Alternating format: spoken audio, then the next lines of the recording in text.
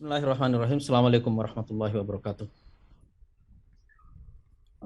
Narasumber kita yang saya hormati, Bang Ilham Saputra, Ketua KPU kita. Selamat bergabung di Terima Gelora kasih, Talks. Kedua. Juga Bang Ismail Fahmi, founder Drone Emprit. Ya.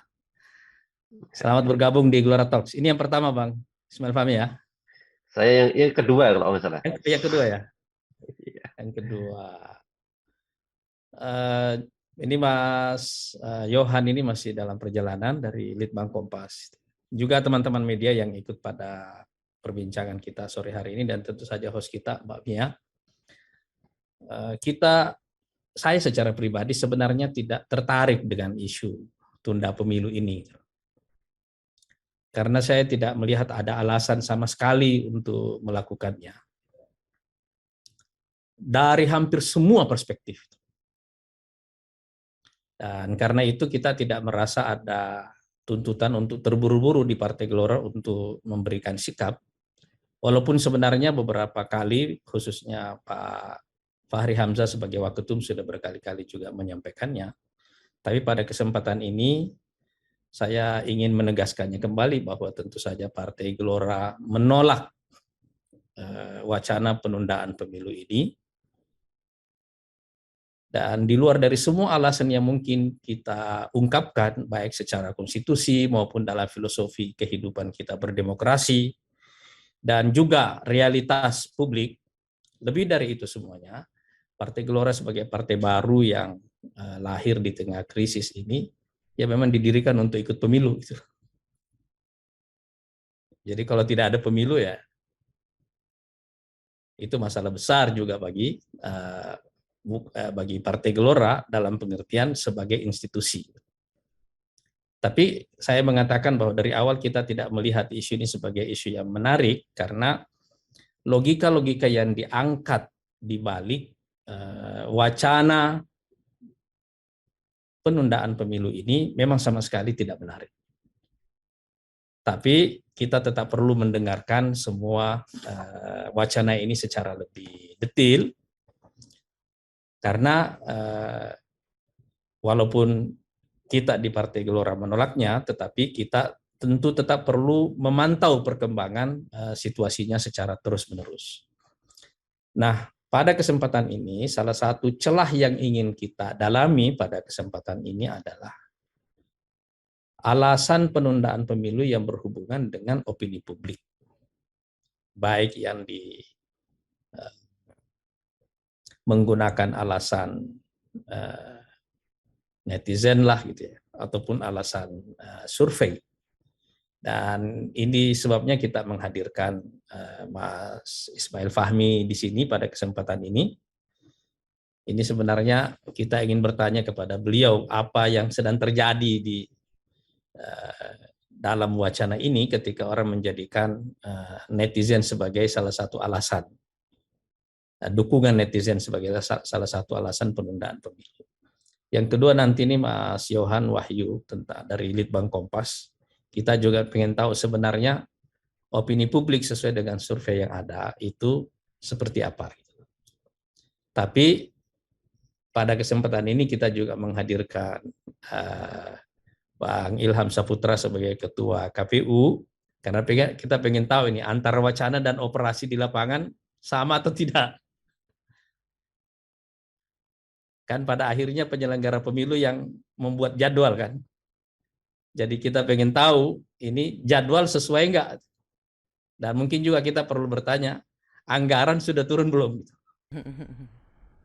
Sehingga nanti kita juga bisa membedakan bahwa wacana tetap wacana, tetapi jadwal tetap jadwal.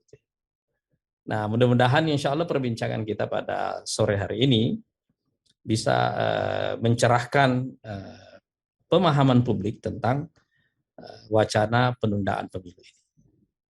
Kira-kira itu sebagai pengantar diskusi kita. Mudah-mudahan insya Allah kita mempunyai waktu yang bagus pada sore hari ini untuk mencerahkan publik. Saya ingin mengucapkan terima kasih kepada kedua narasumber kita, Mas Ismail Fahmi dan juga Mas Yohan Wahyu dari Kompas. dan tentu saja Pak Ilham Saputra ya yang sudah lebih dulu pamit.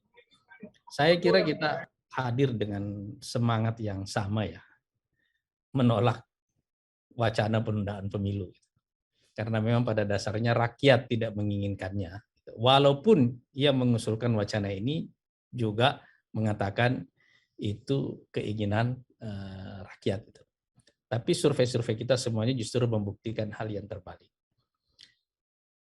Jika para elit kita tetap ngotot dan seperti tadi yang dikatakan oleh Mas Yohan ini seperti ada orkestrasi ya, untuk melanjutkan wacana penundaan pemilu ini, itu artinya ada kepentingan kelompok tertentu yang bersifat jangka pendek yang ingin mengorbankan demokrasi untuk kepentingan jangka pendek mereka.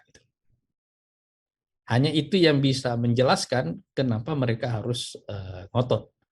Dan saya kira mungkin nanti tugas media ini, terutama kepada Mas Yohan ini, untuk mencari tahu ini ada apa di balik itu. Apa agenda tersembunyi di balik ngototnya para elit itu untuk mengembangkan wacana penundaan pemilu, termasuk dengan melakukan penggalangan massa.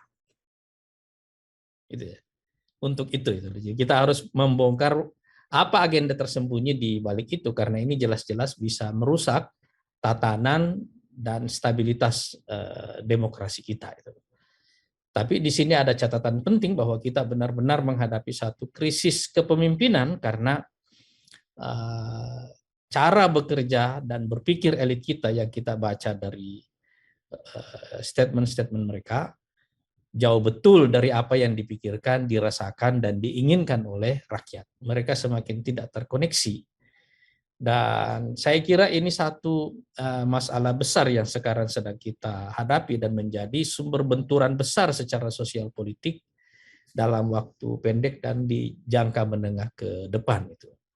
Karena itu kita semuanya berkepentingan, kita di Gelora, tentu saja Gelora juga punya kepentingan jangka pendek untuk ikut pemilu karena partai ini memang didirikan untuk ikut pemilu.